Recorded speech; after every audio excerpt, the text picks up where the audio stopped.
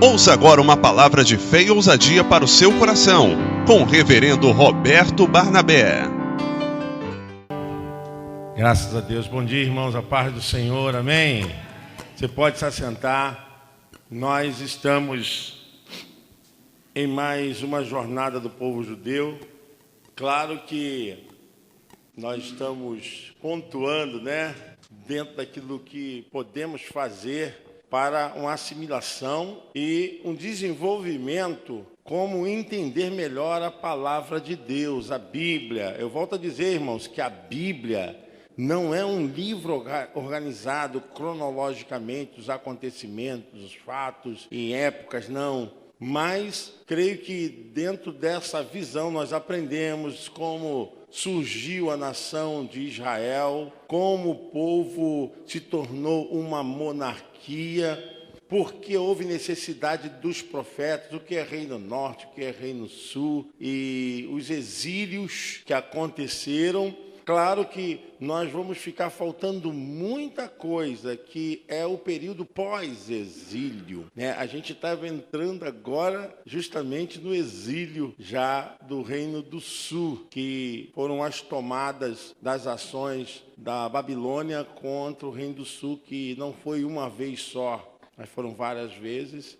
E, finalmente, no reinado de Manassés, acontece, então, a tomada geral, onde Jeremias lamenta, chora, onde aquele processo de dor, que Jeremias vê os velhos sendo deixados, as crianças sendo mortas, e o próprio Manassés sendo totalmente sitiado, ferido, sua família perdendo tudo. É um processo muito difícil por causa da desobediência. Eu sempre falo isso, a desobediência tem um preço caro, um preço alto. E a nação de Israel aprendeu muito quando começou a conviver com esses momentos amargos. Foram momentos amargos, Momentos amargos. Quando essa deportação, que não foi uma só, essa deportação fez com que as narrativas, dos textos bíblicos pudessem ser citados, como o próprio Daniel, o que viveu no exílio babilônico, Sadraque, Mesaque e Abednego. A gente vê ali alguns monarcas dominando, em que também alguns príncipes, da nação de Israel conviveram dentro do palácio, mas ali é outra história, que eles vivem se reservando, se preservando, não se envolvendo com os deuses. Tem a história da fornalha de fogo, Daniel na cova dos leões, aquele processo de mentira contra Daniel, porque ele orava toda tarde em direção a Israel, e a conspiração de matá-lo. Bom, nós vamos falar aqui já a respeito do finalzinho da função dos profetas, porque a gente vê os profetas. Isaías também prevê isso, Jeremias, e a gente vai ver algumas coisas em relação ao que a gente pode aprender, aos profetas que conviveram com o cativeiro babilônico, que é o cativeiro do Reino do Sul. Claro, irmãos, a gente está assim, saltando e deixando de comentar muitas coisas, porque não tem como, Uma matéria como essa, a gente estuda 4 anos na faculdade. 4 anos. Então, mas assim, dá para a gente ser motivado, assim, para nos fazer ter o desejo de buscar mais conhecimento e saber da importância da igreja hoje. É o que vai chegar agora, quando a gente vai falar da jornada de Jesus em Jerusalém. Saber a importância da igreja, como a igreja ela apareceu depois disso tudo, qual o propósito, porque aí desvincula uma missão somente para uma nação. Quando entra igreja, já cria um vínculo de macrovisão que acaba com essa microvisão só de uma nação, de Israel, que evangelizasse o mundo. Agora não, abriu, porque o evangelho vem com uma outra proposta, por isso que é nova aliança, novo concerto. Por quê? Aquele primeiro já não foi efetivo e não tem como ser aplicado na atual macrovisão de Deus para a humanidade. Amém? Vocês estão ligados aí? Amém? Então, por isso que veio o Evangelho, para trazer uma proposta e um objetivo maior. Porque não deu funcionalidade com o trabalho, mas foi importante, porque se não tivesse o velho, o novo não aparecia.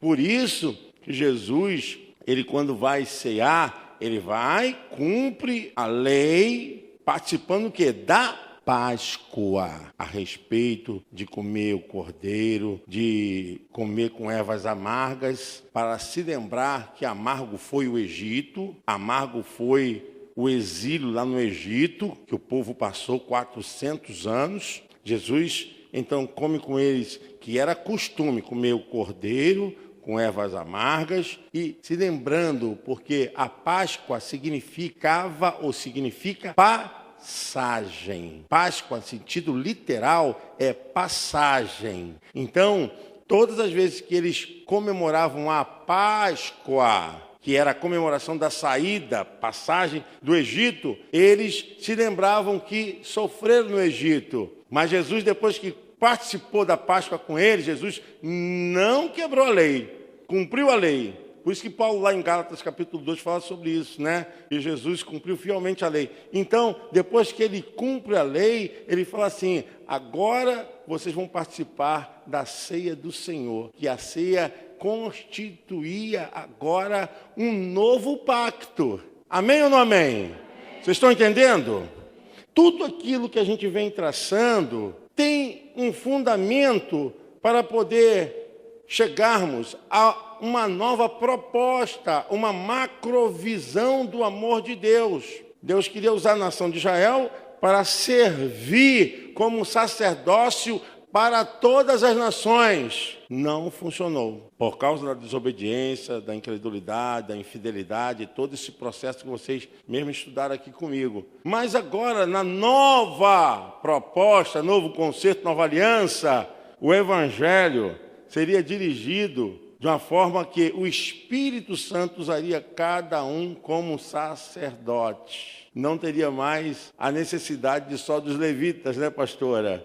Então, o sacerdote passou de ser um sacerdote seletista, né? Só da tribo de Levi. Por isso que hoje levitas é todos aqueles que servem a Deus, que têm um ministério, que desenvolvem um processo de trabalho para Deus, são levitas.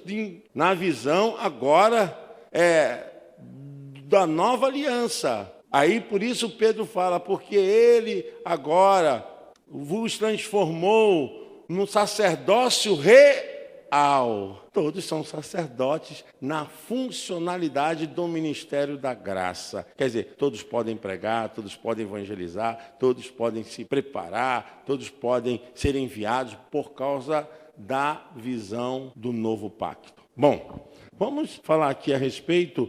As coisas às vezes parecem assim complicadas e a gente, quando vai tendo conhecimento, irmão, o conhecimento liberta. Se você tem conhecimento, você vai ficar liberto. Só o conhecimento é algo tão precioso que ninguém pode te roubar. As outras coisas podem ir, né? A gente pode perder muitas coisas, mas o conhecimento, ninguém pode te roubar. Amém? É muito importante. Bom, aí a gente vê os reis de Judá encontraram a crítica e a oposição frequente de profetas da envergadura de Isaías e Jeremias. Foram profetas que tiveram uma posição de denunciar, de declarar os erros, de expor as vísceras, né, do próprio monarca e com sua monarquia. E eles expunham mesmo, e por isso pagaram um preço muito alto. Segundo alguns, Isaías morreu no período do rei Manassés, né? A tradição judaica diz que ele foi cortado no meio. Sua mulher, a profetisa, também morreu. E aí, você vê como é que era a situação difícil. Jeremias também não tem uma história muito boa, que sofre todo o processo, que ele diz, Senhor, não sei falar, não sei se o Senhor te escolhi, desde o ventre da tua mãe, não foge, você é meu. E tem toda aquela história toda que ele quer. Ele, na verdade, ele não queria, porque ele só via pessoas rebeldes. Ele queria fugir, mas não deu para fugir. Bom, esses profetas que exerceram seu ministério profético por 3 ou 4 décadas, vivendo as situações mais adversas, né, irmãos? Se vocês lerem o livro de Crônicas, o livro dos Reis, se vocês lerem ali Samuel, Juízes, que é uma história antes, vocês vão ver que a vida de Israel eram altos e baixos, não tinha uma permanência, faltava processo, né? Se não tiver processo, fica assim, a mesma coisa, o ano todo, aquela mesma história. Bom, isso exigiu deles uma constante fidelidade ao momento em que viviam e, ao mesmo tempo, à palavra de Deus, da qual eram porta-vozes, porque eles tinham que pregar o que Deus queria.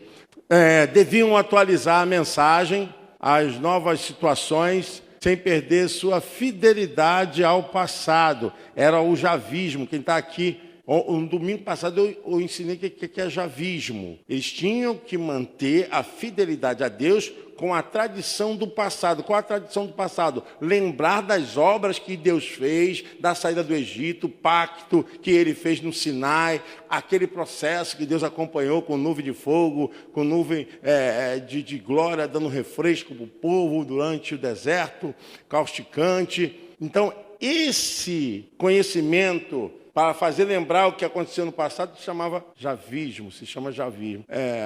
Isso não era uma tarefa fácil. A importância desses profetas mostrou-se também pela extensão dos livros que escolheram. Está falando aqui de Jeremias e Isaías, que são os livros mais compridos da Bíblia, livros proféticos. Pode passar. Isaías viveu entre os anos 765 a 681 a.C. Como toda figura importante do Antigo Testamento, foi vocacionado, escolhido por Deus no ano da morte do rei Uzias, né?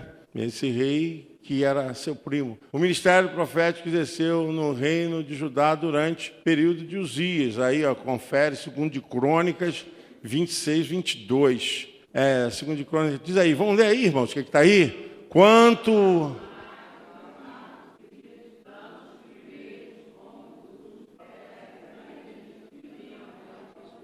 Não, Isaías estava lá nos últimos momentos do rei Uzias, né? Vamos lá? Jotão viveu num tempo extremamente...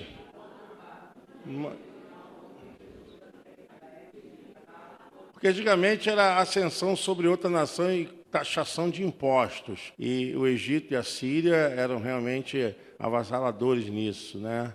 E viveram esse momento mais difícil aí. Depois vem crescendo quem? O reino dos caldeus, os babilônios. Portanto, o profeta Isaías, durante a missão de profeta, conviveu com a invasão e devastação por 3 vezes destes povos. Ele viveu isso tudo. Assim, durante o período da guerra sírio-efraimítica, foi invadido 2 vezes e uma vez pela invasão da Síria, né? Judá era ameaçado constantemente por estes povos vizinhos. Então, antes da invasão assim, geral dos caldeus, dos babilônios, o reinado de Joaquim e Manassés, que era pai e filho, e depois veio um temporão que não teve jeito. Foram ameaçados, e eles, Manassés, quando foi contra a imposição da tributação, de entregar aquilo, eles aí tomaram totalmente o reino de Manassés e não teve como, né?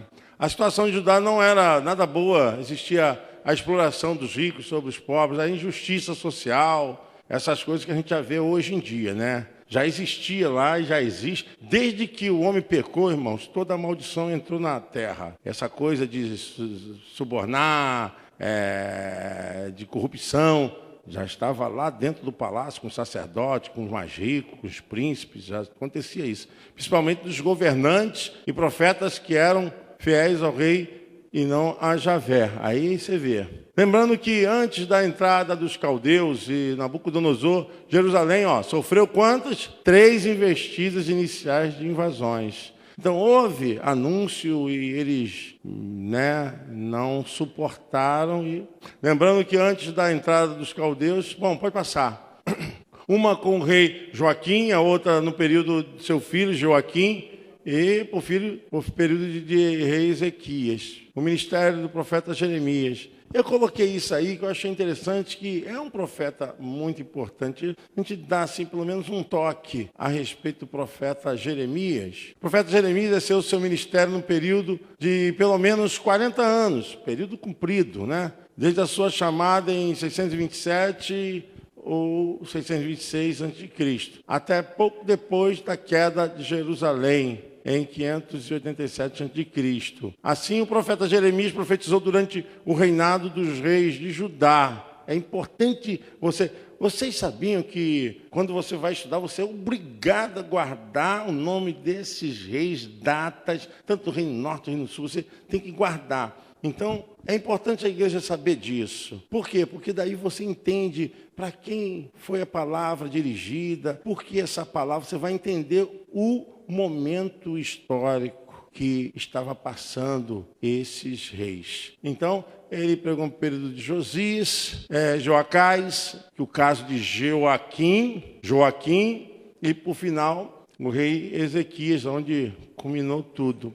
A mensagem do profeta Jeremias, apesar do ministério do profeta Jeremias ter sido bastante longo, sua mensagem principal é muito clara e podemos pontuá-la da seguinte forma. Vamos entender o que ele pregou. O profeta Jeremias convocou o povo, o quê, irmãos? Vamos ler junto? O profeta Jeremias, de Mento, que seria o exílio, tá? Julgamento divino, não é condenação de inferno, não, mas é a questão do exílio que iria acontecer. 2, depois, Jeremias havia se esgotado. Tal juízo. É isso aí, mas o povo não ouviu. 3, Jeremias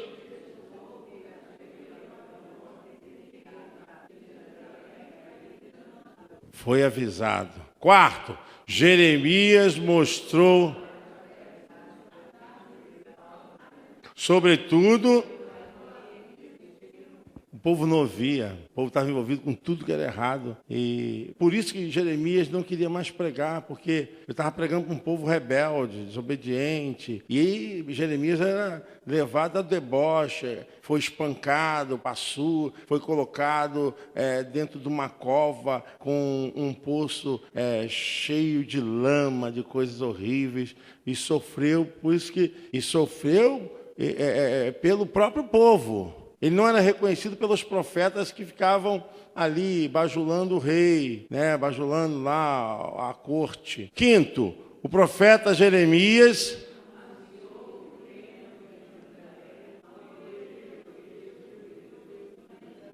seis, Jeremias também profetizou,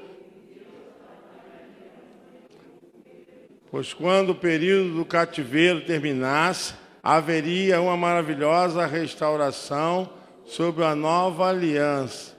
Jeremias 31, vamos ler aí, irmão? Eis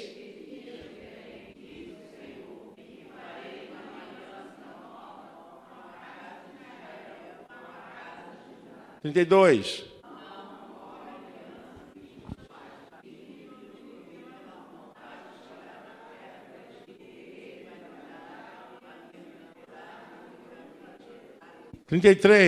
Mas esta é a aliança que farei.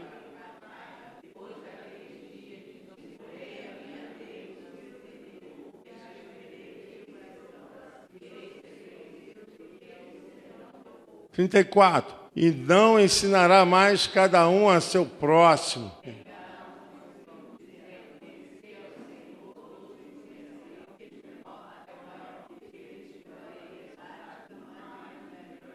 Aí a gente vê como a coisa era grave e não tinha jeito. E Deus falou, olha, eu vou fazer uma outra aliança. Ali já fala com a casa de Israel e com a casa de Judá, Mas, nesse caso, o reino de Israel já havia sido levado 100 anos antes deles caírem. Então, há uma nova aliança que ia juntar, e a gente sabe que, até hoje, não encontra o vestígio aonde ficou a nação de Israel, o reino norte, tá? Porque quando foi levado o cativeiro, mas quando eles voltaram para Israel, quem voltou não foi Israel, foi a nação de Judá, mas se instalou o nome, creio, por causa da aliança que Deus fez com Jacó, porque Jacó passou a ser chamado o quê? Israel.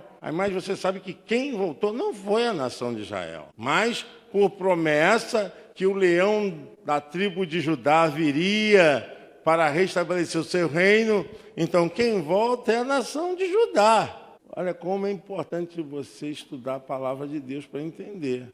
Aí é complicado assim no sentido de que, na verdade, dentro de uma visão histórica mesmo, Israel não teria como ser chamado Israel. Mas vem essa visão espiritual por causa da promessa do pacto com Abraão, com Isaac, Jacó e com aquilo que Deus havia já planejado. Mas a nação de Israel, ela se dilui no exílio da Assíria, né? Onde nasce os samaritanos. A mistura, né? É igual os brasileiros. Quem é que não tem um sangue tupi?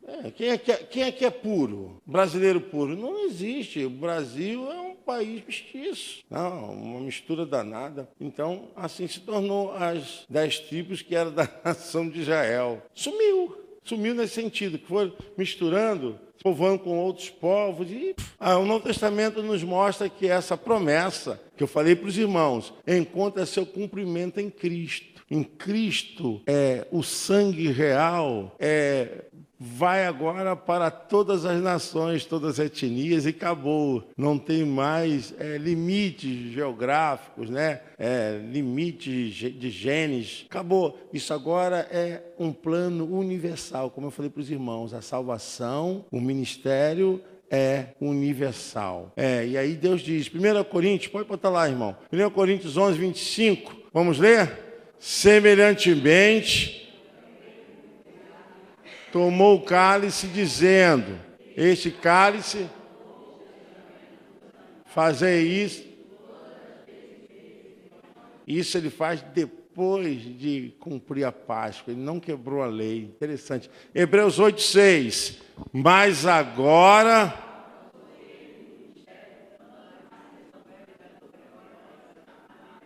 Glória a Deus. Você pode aplaudir o Senhor? É muito lindo, né? Muito lindo.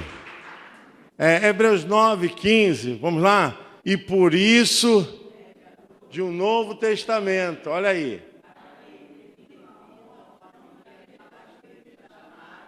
Que maravilha. Hebreus 12, 24. E a Jesus...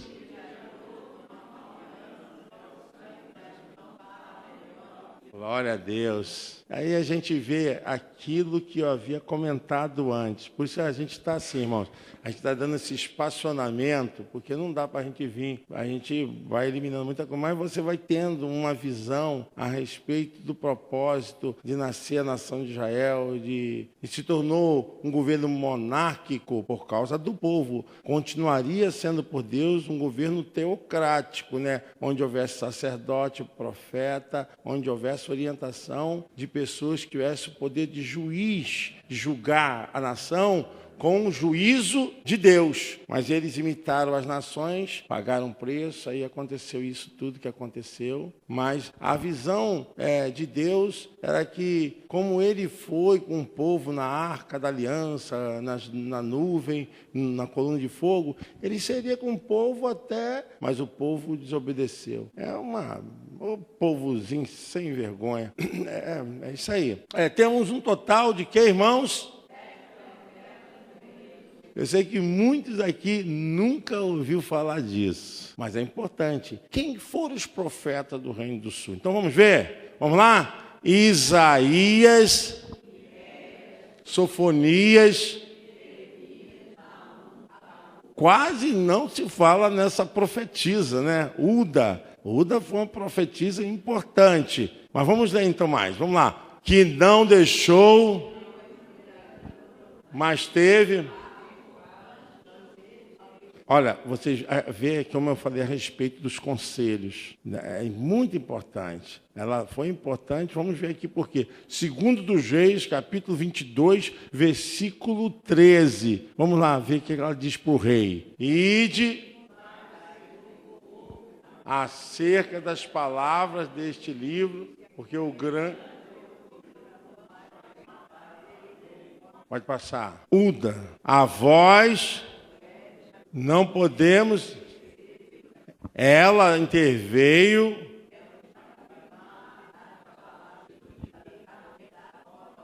As palavras claras, segundo os reis, foram... Que coisa linda, né? Aqui nós vamos ler, calma. Só quero dar um destaque a isso, porque Josias foi um bom rei. Apesar de algumas falhas, foi um bom rei. E aqui a gente vê como essa profetisa foi importante para as reformas. Por causa de quê? Por causa das legalidades, as maldições que Israel herdou das outras nações, principalmente a idolatria. Então, Ulda, né, ela fala a Josias a respeito de ouvir os conselhos de Deus que havia dito no passado, para não deixar de lado aquilo que o Senhor havia mandado. E aí a gente vai ver, segundo os Reis, capítulo 22, verso 15. Vamos lá, irmãos? E ela...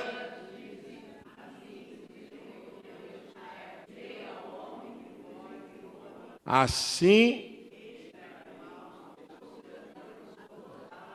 Porquanto me deixaram e queimaram incenso a outros deuses, para me provocarem a ira por todas as obras das suas mãos. O meu furor se acendeu contra este lugar. Porém, assim lhe direis.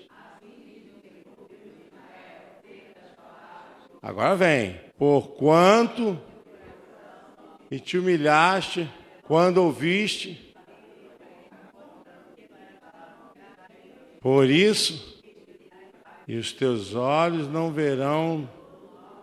Aí, existia uma maldição que passaria pelo período do seu reinado. Mas como ele se arrependeu e ele foi levado a um estado de humilhação e levou o povo também a esse estado, Deus foi misericordioso por causa da sua atitude. E Ulda que levou o povo a esse momento de contrição. Papel importante dessa profetisa de pregar com envergadura, né? Porque não era fácil falar a respeito do que viria contra uma nação, o juízo de Deus. Ela foi de uma envergadura muito importante. Mas aí a gente vê que Josias acolheu aquelas palavras e Deus mudou, né, a forma dele educar. Porque às vezes a pessoa acha que Deus está sendo severo. Não. Tem casos que só a punição pode trazer a salvação. A punição pode trazer o respeito, o civismo, a fé, que era a questão do povo de Deus, né? E a resposta de Deus foi essa, que o Josias não viria isso, nos seus olhos não contemplaria essa maldição. Pode passar. Pois como profetisa foi procurada pelos funcionários do rei para consultar o Senhor. Segundo os reis, eu estou pontuando isso para vocês depois pesquisarem. Segundo os reis 22:13. Pode passar, irmão. Pode passar, porque já comentamos. Vamos adiantar um pouquinho. Aí, vamos ler aqui, ora. Ulda, cujas palavras, num livro... Ela não deixou nenhuma literatura profética, não tem. E como ela e muitos outros profetas que não entraram assim na canonização como profetas, mas fica esse registro. A gente quase não se ouve pregar sobre Ulda, mas a gente vê mais, né, sobre Ruth, Noemi, Esther e muitas outras mulheres, Ana, né? Mas Ulda, ela desenvolveu um ministério profético com a visão do profetismo mesmo, de ser a boca de Deus, de falar o que Deus queria, de advertir, aquele processo todo. Bom, irmãos, nós estamos chegando a mais um final de uma aula a respeito da jornada do povo judeu.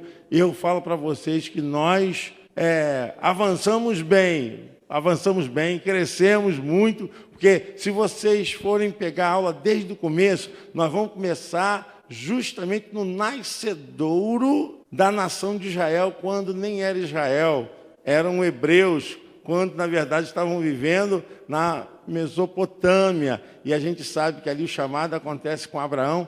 Então, vocês têm todas essas aulas, né? Se você tiver dificuldade, eu acredito que podem buscar lá no YouTube, mas a gente tem condições de passar. Pastor, eu queria aprender. Você tem toda essa aula. Se eu não me engano, essa é a 7ª aula. Eu acredito que é a 7ª aula, se não falha a memória. Então, passo a passo, pelo menos dá para você crescer. E nós vamos entrar agora, a partir do domingo que vem, a jornada, né, da vida de Jesus em Jerusalém. Saber como desenvolver o seu ministério, qual o propósito de Jesus em Jerusalém, por que o seu ministério foi tão curto. Jesus teve um ministério tão curto, de 3 anos e alguns meses, né?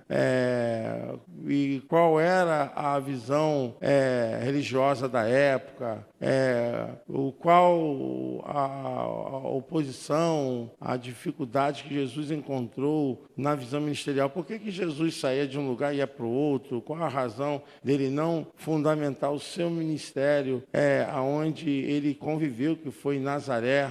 E a primeira aula vai ser sobre isso. Por que Jesus não ficou em Nazaré, se ele cresceu ali? Ele nasceu em Belém, foi para Nazaré, até os 30 anos. Ele saiu de Nazaré, mas não se estabeleceu em Nazaré. Qual a razão? Por que ele foi para Cafarnaum? Então a gente vai ver assim, caminhando com Jesus pela Palestina, né? Vai ser muito bacana. Com tranquilidade. Volto a dizer, a gente vai sempre escalonando, né? Porque não dá para a gente ir passo a passo. É importante que você não falte, tá? E essas aulas, futuramente, nós teremos todas lá dentro da nossa plataforma, se Deus quiser. Vai facilitar a vida de muitos irmãos. Ontem tinha pessoas aqui no culto de missões, foi um culto muito abençoado, estavam me pedindo. Falei, irmãos, olha, às vezes é difícil, porque você tem que armazenar isso, e é difícil ter um lugar para armazenar, para lembrar de tudo, mas isso vai acabar. Vamos supor, a aula que nós demos hoje, ela semana que vem, acredito na terça-feira, estará pronta. Eu vou mandar, mas a pessoa que não esteve aqui, aí vai me pedir. Aí a gente já está em outro assunto. Às vezes eu consigo, eu consigo, mas às vezes eu não consigo. Porque, vamos supor, a estrutura de ensino de janeiro e fevereiro já está toda pronta. Mas para isso a gente teve que se dedicar, tem que ficar, né, vendo. E tem todo o processo de correção teológica, tem um processo também de revisão e de formatação. Irmãos, dá um trabalho gostoso, não é fácil. Às vezes eu chegava aqui na igreja 8, 9 horas, saia daqui 10 horas da noite, 9h30, e toda hora pedindo ajuda da Camila, da Laís, e falando com a nossa irmã Tati, que faz os slides, é a Tati que faz, e coisa e tal. Mas eu espero que isso termine, porque quando estiver pronto, fica lá, não é isso, Léo? Se eu estiver falando com besteira, você me corrija, tá? Vai ficar tudo lá dentro de um link, não é isso? E a pessoa vai ter acesso a tudo isso. Eu posso pegar isso. É como se fosse um mercado, né? Está lá pegando. Irmãos, é a bênção de Deus, não é? Você pode aplaudir o Senhor, é bênção de Deus. Em qualquer tempo, em qualquer lugar, sem ligar para ninguém, sem importunar ninguém. Poxa, Senhor, muito obrigado. Vai ser bênção de Deus. Bênção. Quero dizer que o nosso discipulado vai começar dia 6, é isso, Camila? Dia 9. Dia 6, acho que estou falando no mês de março, que é o seminário, né? Estou fazendo confusão. Então, dia 9 de janeiro vai começar o nosso segundo módulo do discipulado.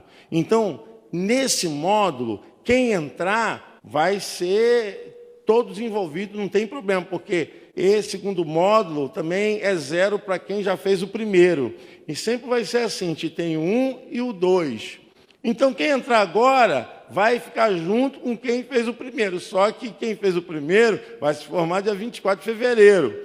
E quem começar no dia 9, só em abril. Então, convide as pessoas, chame as pessoas, porque depois desse trabalho discipulado, nós temos o trabalho de formação de líderes para pequenos grupos de evangelização. Gente, é fantástico, fantástico. Isso que eu chamo de processo. Fantástico. Já está pronto o projeto. O projeto já está pronto, nós já analisamos teologicamente. É claro que, como todo projeto, né, sempre tem melhorias, adaptações, coisa e tal, mas o projeto já está pronto, adaptado para nós. Eu já revisei. Vai ser muito importante para o ministério de evangelismo, de missões da igreja. Já falei com o irmão Fábio a importância desse trabalho. E o mais importante, o irmão Léo, que é o suporte. Então, não vai ser assim, um líder, a gente vai formar o líder fica lá jogado. Não, nós vamos ter um encontro toda semana. Não vai ter essa coisa assim, poxa, o pastor me largou. O projeto é muito fascinante, por quê? Ele sempre está nos atualizando. E a segunda proposta desse projeto é o seguinte: nós falarmos as mesmas coisas. Então, ao mesmo tempo que estiver acontecendo um evento dentro dessa unidade de pequenos grupos, vai estar acontecendo em todos os pequenos grupos. Que bacana! E nós vamos ter essa informação, o conhecimento, antes de aplicar o que nós estaremos ensinando. Então, essa é a estrutura de suporte. E, além disso, se eu não me engano, esses pequenos grupos, não é isso, Léo? Já estão programados também dentro da plataforma, não é isso? Então, gente, eu estou sempre pedindo a confirmação, porque a gente teve a reunião, a gente fez, mas ele é que, na verdade, está desenvolvendo e vai, assim, me lembrando. Então, irmãos, vamos trabalhar, porque eu não creio que a gente tem que ter uma pessoa trabalhando e o resto, eu creio que todos nós podemos trabalhar e ganharmos almas para Jesus, amém? Esvaziarmos o inferno, ganharmos alma. Jesus começou com 12, gente. Depois foi para 70. Depois a Bíblia diz que tinha multidão, né? Em Atos 2. Nós somos quantos aqui? Somos muito mais. E podemos fazer essa obra. Mas sabe o que está faltando para nós? Eu estava falando isso com os irmãos. Processo. Se nós andarmos no processo, o processo por si só já vai fazendo acontecer. Aí, se a gente só vem aqui para o culto, aí canta e vai para casa, aí a mesma coisa, não acontece, não muda nada, você não muda, a salvação não chega aos outros, por quê? Falta processo. Agora a gente tem um processo de ensinamento, tem um processo de crescimento, tem um processo de fortalecimento e de frutificação. Então, eu vejo que essa é a forma que Deus quer trabalhar aqui com a nossa igreja. Amém? Você pode aplaudir o Senhor? Deus abençoe sua vida. Em nome de Jesus. Nós vamos ofertar a casa do Deus vivo. Quero chamar aqui o casal ali, o Léo e a sua esposa Rose, para pegar a salva. Nós vamos orar a Deus. Coloque essa oferta, seu santo dízimo, porque através desse gesto é que nós mantemos essa obra. Essa obra, ela tem que ser mantida. Com a nossa fé. Nós vamos orar enquanto os irmãos estão distribuindo os envelopes. Já aqui, Léo, vamos orar, vamos agradecer a Deus. Pega a sua santa oferta. Irmãos, esses dias o MED tem gasto assim o seu caixa com algumas coisas que a gente está fazendo. A gente mandou consertar a impressora e também depois deu problema e a gente manda consertar outra e tem que chamar um técnico para fazer a configuração. Não sei nem se o Léo depois pode ver isso para a gente. Você mexe nisso? Não, né? Não, é para configurar. A impressora está dando conflito. Pastor Júlio é igual eu, ceguinho nessas coisas. E a gente está precisando, está lá, a impressora, as duas impressoras lá estão sem funcionar, mas não é problema mecânico, é problema de pessoas. E se alguém aqui entende, quiser nos ajudar, será bom, tá? Mas gostaria que você ficasse de pé, vamos orar a Deus, pedir a Deus para trazer provento para as nossas vidas, nossas famílias. Orem pelas pessoas que estão fazendo o ministério de discipulado, pessoas que estão com a visão de crescimento do reino. Vamos orar, irmãos. Vamos orar para Deus tornar aqui pessoas líderes, tá? Vamos orar a Deus. Senhor, nosso Deus e nosso Pai, estamos aqui, Pai, neste momento, entregando aquilo que é Teu, Senhor, nosso dízimo, nossas ofertas, Senhor, porque o Senhor sempre foi fiel a nós, Senhor, e continua sendo em todos os momentos, Pai. Muito obrigado, Senhor, continue abençoando, Deus, continue prosperando, Pai. Aqueles que não têm hoje, Pai, amanhã terá, Deus, porque o Senhor é o Deus do possível, o Senhor é o Deus que é fiel a nós, Senhor. O Senhor é um Deus que provê a nossa prosperidade, a nossa felicidade, a nossa alegria, a nossa saúde. O Senhor supre todas as nossas necessidades, Senhor. E que neste dia, Senhor, possamos estar, através desses dias, dessas ofertas, Senhor, através desse sacrifício também de estar aqui nesta manhã, Pai, ofertando a Ti os nossos dons, os nossos talentos, Senhor, que a partir deste dia, Senhor, venha a cada dia ser mudado, Senhor, que possamos receber cada vez mais de Ti, Senhor, e que possamos também compartilhar aquilo que o Senhor nos dá, Deus. Pois não é somente receber de Ti, Senhor, mas compartilhar e dar aquilo que nós temos, Senhor. Porque devemos compartilhar o que temos ao nosso próximo que está precisando, Deus. Em nome de Jesus, Senhor, que Teu amor, que a Tua fidelidade esteja entranhada em nosso meio, Senhor, em nossos corações, Deus. Te agradecemos nesta manhã, Pai, no nome de Jesus. Amém. Obrigado. Pode se sentar, irmãos. Hoje nós estamos encerrando um ciclo que não foi ainda fechado. A gente está encerrando, mas esperamos em Deus começar um novo ciclo a partir do próximo domingo, né? Nós vamos falar sobre a jornada de Jesus em Jerusalém e na Palestina. E vamos tratar disso que eu já avisei os irmãos. Convide as pessoas, vem estar em Jerusalém, vamos caminhar com a Bíblia. Estamos aprendendo a Bíblia, irmãos. Estamos falando da Bíblia. Muito importante você estar conosco nessa fé. Quero agradecer as pessoas que abraçaram a visão, né? O Léo, o Vinícius, a gente sempre aqui, as pessoas que ministram, sempre dentro do horário, da visão, do propósito. Agradecer também a Emicélia, agradecer a Laís, agradecer também a Camila, agradecer também a irmã Tati, né? A irmã Tati do Tuninho, poxa, pessoa maravilhosa. Ela falou assim: Heavy, eu só posso fazer isso no momento do meu almoço. Você vê, irmãos, todo esse trabalho aqui é ela que faz. Eu pego o material e monto, aí ela fala: Heavy, tem um problema aqui, a gente vai se falando no horário do almoço dela. É uma pessoa muito meiga, muito amorosa. Aí eu até falei: poxa, irmão, o seu trabalho tem que ser remunerado. Eu fico sem graça. Eu fico, irmãos, sem graça, né? O pastor tem que ser cara de pau, mas a gente fica sem graça. Aí ela falou: não, Heavy, pelo amor de Deus, eu não sou profissional, não. Olha só o trabalho dela. Muito bom. Então, mesmo na ausência dela aqui, eu quero agradecer a ela, o tempo dela.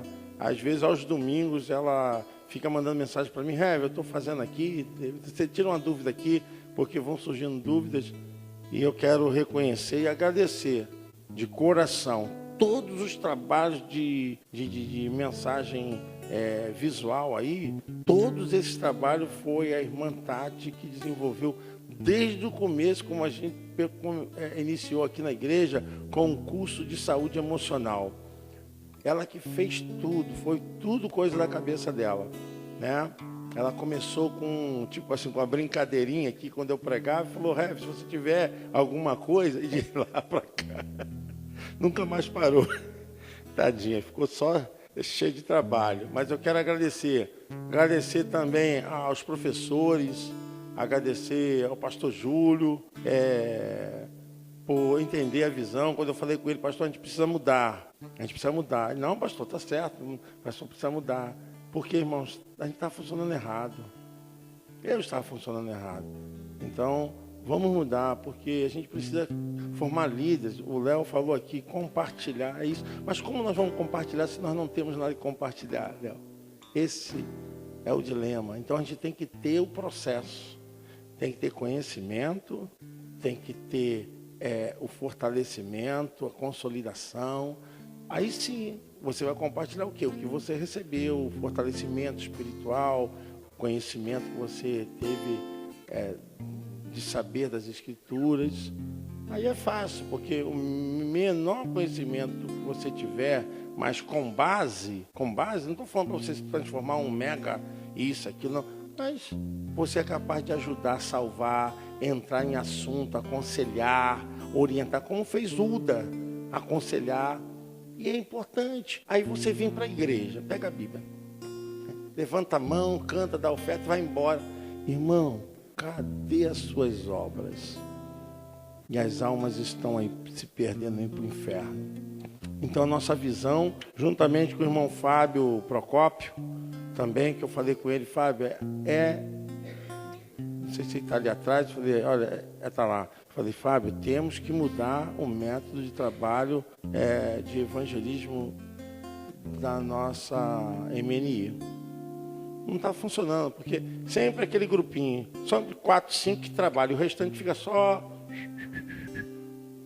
A gente não forma líderes, a gente não forma pessoas que tenham conhecimento. A gente, então, mudou.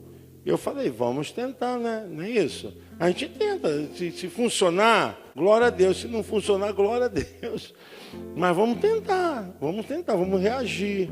Vamos fazer acontecer para que almas sejam salvas. Almas sejam salvas, tá bom? Eu não sei se eu estou esquecendo alguém, mas é o pessoal lá do som.